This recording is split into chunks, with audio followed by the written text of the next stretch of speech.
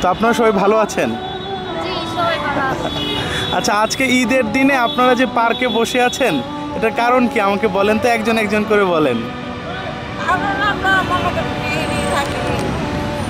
আপনার এই পার্কে আপনারা থাকেন, এই পার্কেই ঘুমান? রাস্তায় ঘুমান, রান্না বান্না করেন না আপনারা? এভাবেই চলে? আপনাদের ছেলে মেয়ে, আপনার ছেলে মেয়ে নাই?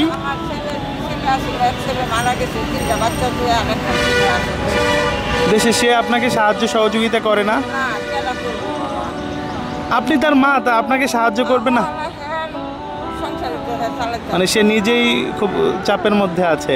মুরব্বী, আপনার কি অবস্থা? আপনার ছেলে মেয়েদের কথা বলেন। জি জি জি। আচ্ছা, তো উনি ট্রাক স্ট্যান্ডে ডিউটি দিয়ে ইনকাম করে না? ওনাদের হয় না, কিন্তু হয় না, তারপর ওনারা তো ঢাকাতে থাকতেছে, তো ওনাদের সাথে আপনাদেরকে রাখতে পারতো না? এটা কেমন হয়? হ্যাঁ, ও এক ঘরে, মানে বুঝতে পার, ছোট একটা ঘর নিয়ে থাকে। আচ্ছা, খুব কষ্ট হয় না এই যে বৃদ্ধ বয়সে রাস্তায়, এই যে গাছতলাতে আছেন আপনারা, এই যে পার্কের ভিতরে খোলা মেলা, হ্যাঁ, ময়লার ভিতরে আছেন আপনারা, একেবারে গাছতলাতে, কষ্ট হয় না? এটা অবশ্য আমাদেরও অনেক দোষ, আপনারা এভাবে পড়ে আছেন, আমরা কোনো খোঁজখবর রাখতে পারি না। আচ্ছা, আমি ওনার কাছে যাই। মুরব্বী, আপনার কি অবস্থা বলেন? জি, আপনার শুধু আল্লাহ আছে, ছেলে মেয়ে কেউ নাই? আপনার কি বিবাহ হয় নাই? আপনার স্বামী মুক্তিযোদ্ধা ছিলেন, উনি কি মারা গেছেন? আর কোনো, ও মানে মুক্তিযুদ্ধ থেকে আর ফেরত আসে না? আপনার ওই যে দেবর, ভাসুর, শ্বশুর, শাশুড়ি এরা কেউ ছিল না? তো আপনার ভাসুরও মুক্তিযোদ্ধা ছিলেন, তো আপনি এই যে ফার্ম গেট পার্কে থাকেন, কেউ কোনো খোঁজ খবর আপনার রাখে না?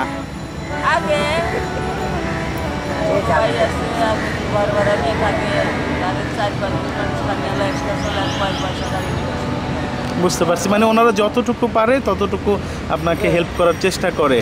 আচ্ছা, আপনার আপনার কথা বলেন। আপনার ছেলে মেয়েরা আছে? আমার এক মেয়ে, এক ছেলে। জি। মেয়েটাকে বাসায় দিছি। কাজ করে? কাজ করে। জি জি জি। খাইয়া লইয়া 1000 টাকা দেয়। মেয়েটা, হ্যাঁ। 1000 টাকা। মেয়েটার বয়স কত? মেয়েটার বয়স অল্প বয়স্ক। আর আপনার ছেলে? ছেলে বিয়ে করেছি, আল্লাহর মাল একটা নাতি হয়েছে। আচ্ছা, মাশাআল্লাহ। দেশ গ্রামে মানুষের রিক্সা ভাড়া চালায়, আপনাকে সাহায্য করতে পারে না? আপনারা এই যে ছেলে মেয়েদের সাথে থাকতে পারলে, কষ্ট করে, মানে এটা, মানে এই বৃদ্ধ বয়সে তো আসলে মানে গায়ে ওই রকম শক্তিও থাকে না, হ্যাঁ, তো মানে ছেলে মেয়েদের সাথে থাকতে পারলেই ভালো হইতো, মানে নাতি নাতকুরের সাথে থাকতেন। আচ্ছা মুরব্বী, আপনার কথা বলেন, আপনার ছেলে মেয়েরা? 3টা ছেলে, মাইয়া নাই। জি। 3টা ছেলে, বড়টা কোনো রকম কাম করে, ওর ফ্যামিলি বড়। জি। ফ্যামিলি বড়, 3টা নাতি, নাতিনের ঘরে পোখাপুকি, হ্যাঁ, আর মাঝলাটা লুলা, চলতে পারে না। আচ্ছা আচ্ছা। ওই রাস্তার মধ্যে বলে লাস্ট সাইডে যায়। জি। আর একটা আছে কানা। মানে আপনার মানে ওরা নিজেরাই অসুস্থ আর কি? জি। আমি ওই করে আমি চলে আসছি। আপনি এখানে আছেন কতদিন থেকে, এই যে রাস্তায় থাকতেছেন, পার্কে থাকতেছেন? 3 বছর। 3 বছর? হ্যাঁ। মানে আপনাকে তো দেখে আসলে ওই রকম দরিদ্র ফ্যামিলির মনে হয় না, বা ওনাদেরকেও তো মনে হয় না যে আপনারা আজীবন ভিক্ষা করছেন, এরকম তো আমার মনে হচ্ছে না। হ্যাঁ হ্যাঁ, এবং মানে এখনো মানে ওই যে একটা সম্ভ্রান্ত ভাব এখনো রয়ে গেছে, খুব কষ্ট হয়, তাই না? আমার স্বামী তেজগাঁও বিজিপিএসের মেকানিক ছিল। আচ্ছা আচ্ছা। গভর্নমেন্টের সার্ভিস করতো। আচ্ছা, গভর্নমেন্ট সার্ভিস করতো। ওই যে গোলমাল হয়েছে না? জি জি। এইটা চিন্তাই আদার্স লেগে ছাড়া কত বুঝাই মেজাপুর আগে বুঝে এই ঝান্ডা ঝান্ডা খায় না লয় না, এইভাবেই মারা গেছে। আচ্ছা ঠিক আছে, আল্লাহ তাআলা হেফাজত করুক। আসলে আমাদের আপনারা এভাবে পড়ে আছেন, এটা তো আসলে আপনারা সবাই বিভিন্ন রকমের সমস্যা আছেন, সমস্যার কারণে এখানে আসছেন। আমি আসলে এই ভিডিওটা এজন্য করতেছি। হ্যাঁ হ্যাঁ, এইটা আসলে আমাদের উচিত, এটা আমাদের উচিত, যেহেতু আমরা টুকটাক চলতে পারতেছি, থাকতে পারতেছি, খাইতে পারতেছি। আমি আসলে মানে আমাদের ফেসবুকের বন্ধু বা অন্যান্য যেসব বন্ধু আছে ইউটিউবের, সবাইকে উদ্দেশ্য করে বলতেছি, দেখেন আজকে ঈদের দিন আমরা আমাদের ছেলে মেয়ে আত্মীয় স্বজন সবাইকে নিয়ে কত মজা করতেছি, আর এই মানুষগুলো তারা দুই মুঠো খেতেই পাচ্ছে না।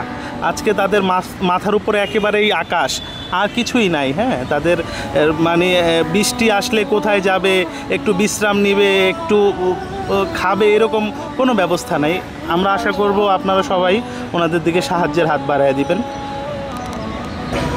আচ্ছা, আমরা খুব সামান্য কিছু দিলাম, হ্যাঁ, আপনারা মনে কষ্ট নেবেন না, মানে আপাতত খাওয়ার জন্য।